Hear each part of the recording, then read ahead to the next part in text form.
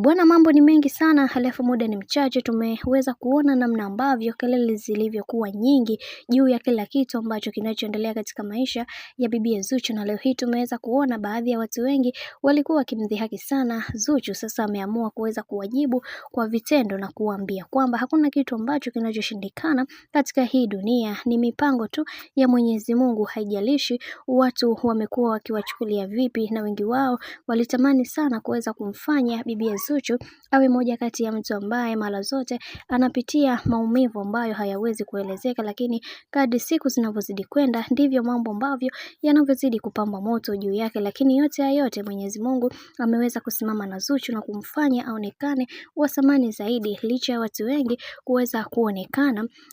kumchukia na kumdhihaki kwa namna moja ama nyingine, lakini bado alionekana ni mtu bora kwa namna moja ama nyingine. Wote waliweza kuongea maneno mengi juu yake, lakini yote ya yote haijaweza kubadilisha kitu chochote kutoka kwa bibi Zuchu, na aliweza kusimama imara na kuhakikisha kila kitu kwa upande wake kinakwenda kuwa sawa kabisa, kwa sababu ndio kitu pekee ambacho alitamani sana kuweza kukiona, na wengi wao waliweza kufunguka vingi na kusema kiukweli hichi kilichoweza kutokea, Zuchu ameweza kuwaadabisha wengi, ila tunaamini ya kwamba Mungu ndiye muweza wa kila kitu, na kwenye hiki kinachoendelea Mungu mwenyewe ndiye ambaye atakayeweza kusimama na kuhakikisha kila kitu kinakwenda kuwa sawa, maana kila mtu anaamini kwenye kile ambacho anachokiamini, na kila mtu anatamani sana kuweza kuhakikisha furaha ya bibi Zuchu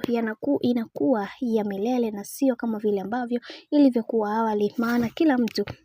anaamini ya kwamba Zuchu ni mwanamke bora na anatamani kuweza kufikia vigezo vya kuweza kuitwa mke kama ilivyokuwa awali. Bwana, mambo ni mengi alafu muda ni mchache. Mimi naomba nikusii kitu kimoja, kama ndo mara yako kwanza, basi usisahau kusubscribe, kulike, kushare pamoja na kucomment.